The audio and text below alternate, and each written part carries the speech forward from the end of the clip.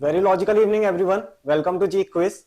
In this G Quiz, we are going to discuss daily 20 current affair questions, which will be from the newspapers, which include The Hindu, Indian Express और जो भी particular day से important questions बन सकते हैं, आपके exam point of view से important हो सकते हैं, वो हम यहाँ पर डिस्कस करने वाले हैं. इसके अलावा लास्ट में एक क्वेश्चन होगा आपके लिए, जिसका आंसर आपको कमेंट बॉक्स में देना है. उसका जो सॉल्यूशन होगा हम नेक्स्ट वीडियो में डिस्कस करेंगे. Now how can you get 100% benefit of this G quiz? इसके लिए एक प्रोसीजर है जो आपको फॉलो करना है. डेली के जो इंपॉर्टेंट टॉपिक्स होते हैं न्यूज़पेपर से, वो आपको शेयर कर दिए जाते हैं टेलीग्राम ग्रुप पर. इस तरह के जो टेम्पलेट्स हैं इंडियन एक्सप्रेस और हिंदू के, वो आपको शेयर कर दिए जाते हैं विद इंपॉर्टेंट टॉपिक्स.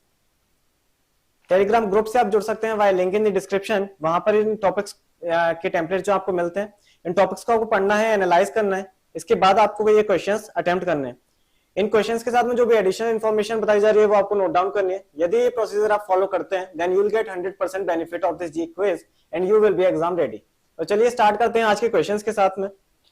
पहला क्वेश्चन है आज का. Recently India signed an MOU, memorandum of understanding for cultural cooperation for 5 years with which nation? Options हैं आपके United kingdom, United states of America, Egypt and Australia. इसका जो करेक्ट आंसर है वो है इजिप्ट.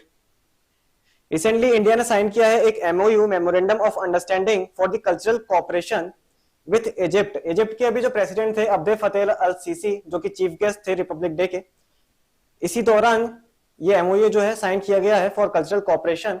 इसका जो मेन एम है, its main aim is to strengthen the cultural ties and is for the period of 5 years.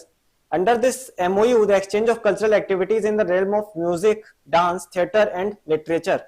ये वेरियस आर्ट फॉर्म्स जो है, कल्चरल फॉर्म्स है, उनका जो कोऑपरेशन है बिटवीन इंडिया एंड इजिप्ट, इसको प्रमोट करने के लिए, कल्चरल कोऑपरेशन को प्रमोट करने के लिए ये मेमोरेंडम ऑफ अंडरस्टैंडिंग को साइन किया गया है between India and Egypt.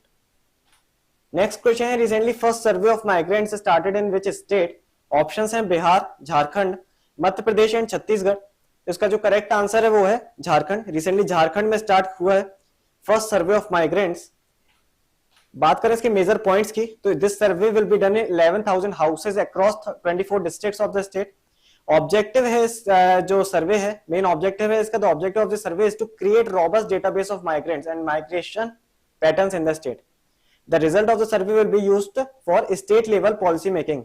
State level policy making जो भी होती है related to migrants and migration pattern, उसके अकॉर्डिंगली जो पॉलिसीज फ्रेमिंग करने के लिए जो है उसका यूज, इस सर्वे का यूज किया जाना है. The survey will collect information about migrants coming into the state, migrants going out of the state and quality of life of migrants, understanding the mindset of migrants. जो सारे ये मेजर पॉइंट्स हैं वो इस सर्वे में ध्यान रखने वाले हैं. इन मेजर पॉइंट्स को ध्यान रखते हुए ये सर्वे जो है कंडक्ट कराया जाएगा झारखंड में. थर्ड क्वेश्चन है. Recently third edition of the Interpol young global police leaders programme has been launched in which city?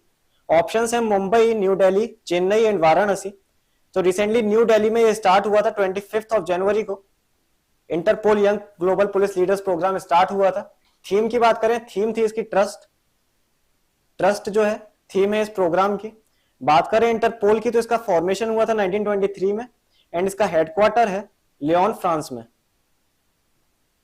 ये भी आपको इंटरपोल के बारे में पता होना चाहिए. फोर्थ क्वेश्चन है. Recently Odesa harbour, also known as pearl of Black Sea, added in the UNESCO world heritage site. It is located in which nation? Odesa जो कि एक पोर्ट सिटी है, इसे recently UNESCO world heritage site में add कर लिया गया है. पर्ल ऑफ ब्लैक सी के नाम से भी इसे जानते हैं, ये भी आपको देखना है इस क्वेश्चन में. किस जगह, किस कंट्री में लोकेटेड है ओडेसा हार्बर? ऑप्शंस हैं Belarus, Russia, Ukraine and Hungary. उसका जो करेक्ट आंसर है वो है यूक्रेन. ओडेसा हार्बर जो है एक पोर्ट सिटी है यूक्रेन में, जिसे पर्ल ऑफ ब्लैक सी के नाम से जाना जाता है. रिसेंटली इसे ऐड कर लिया गया है as a UNESCO world heritage site. Fifth question है. Recently national children science congress took place in which city? Options हैं न्यू दिल्ली, अहमदाबाद, मुंबई एंड चेन्नई. इसका करेक्ट आंसर है Ahmedabad. Recently national children science congress जो है वो स्टार्ट हुई थी अहमदाबाद में. थीम की बात करें, थीम है इस प्रोग्राम की understanding ecosystem for health and wellbeing.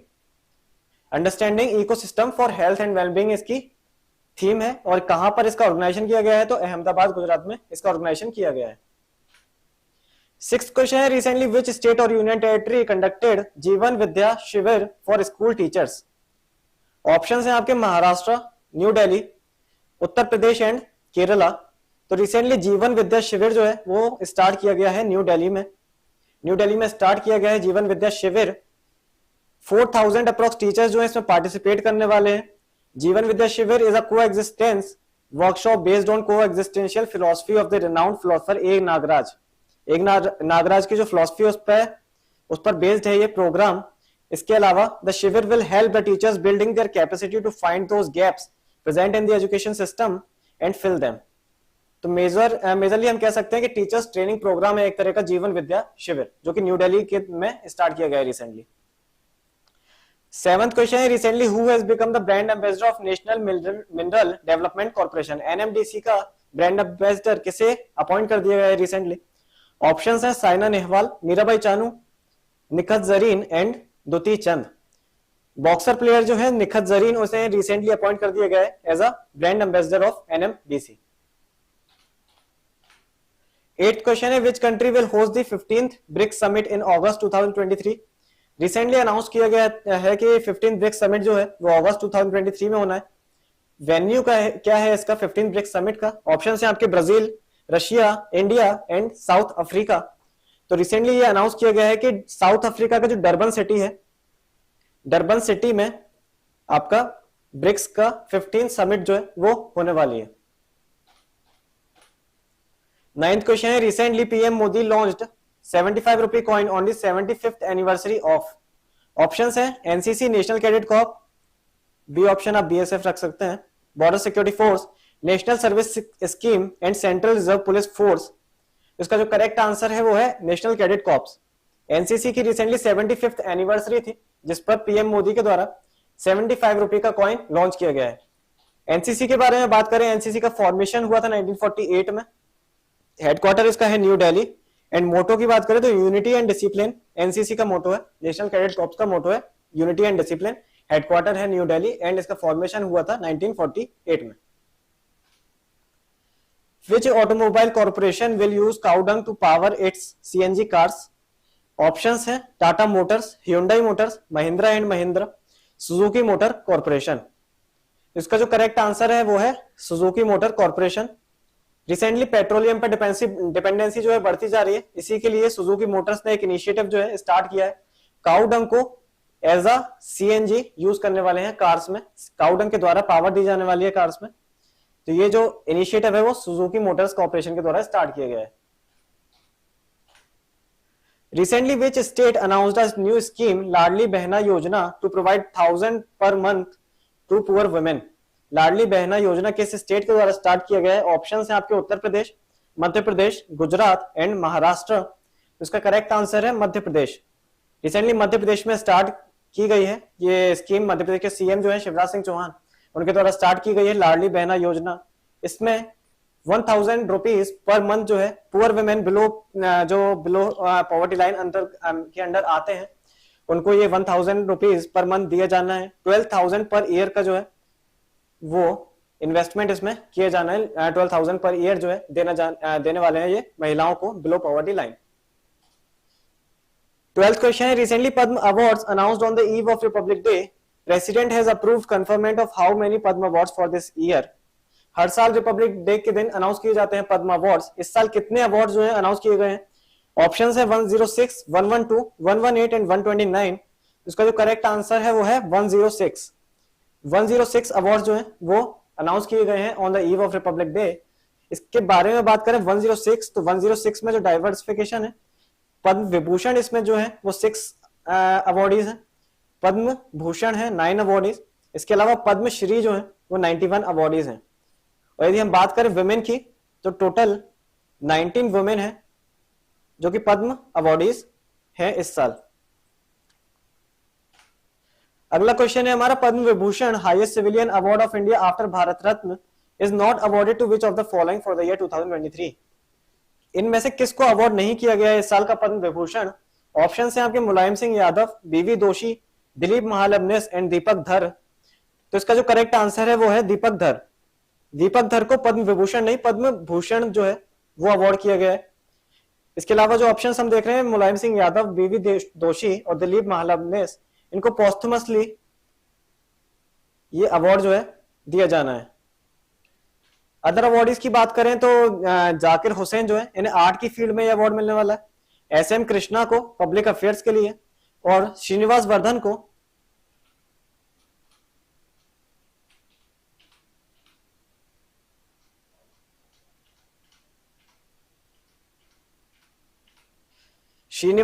को साइंस एंड इंजीनियरिंग के लिए अवार्ड दिया जाना है। इसके अलावा बीवी दोषी जो हमने रिसेंटली देखा था 24 जैन को इनकी डेथ हुई थी, इन्हें भी ये पद्म विभूषण अवार्ड जो है दिया जा रहा है आर्किटेक्चर की फील्ड में।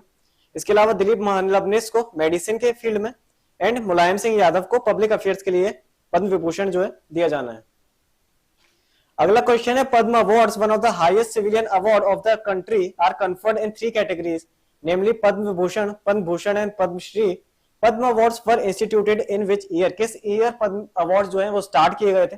ऑप्शन है आपके 1951, 1954, 1957 एंड 1960। इसका जो करेक्ट आंसर है वो है 1954। 1954 में ही आपके पद्म अवार्ड जो है वो इंस्टीट्यूट किए गए थे। इसके अलावा भारत रत्न भी जो है वो 1954 में ही इंस्टीट्यूट किया गया था। 1954 से ही भारत रत्न जो है दिया जा रहा है। अगला क्वेश्चन है, who has been nominated by president Joe Biden as US air force brigadier general? Options है विवेक मूर्ति, रितु जैन, प्रशांत कुमार एंड राजा चारी।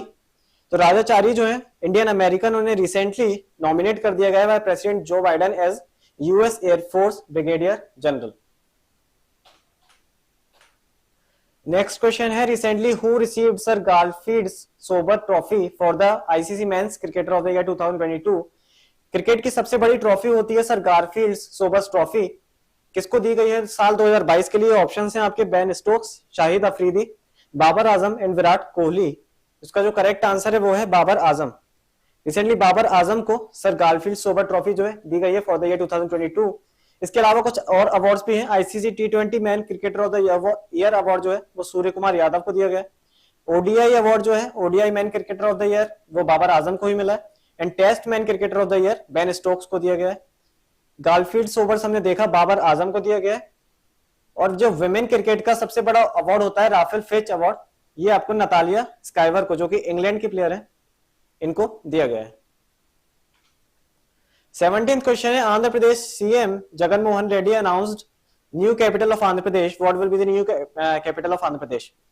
2014 के बाद जब ये डिवाइडेशन हुआ था तेलंगाना और आंध्र प्रदेश का, इसके बाद से ही कोई स्पेसिफिक कैपिटल नहीं थी आंध्र प्रदेश की।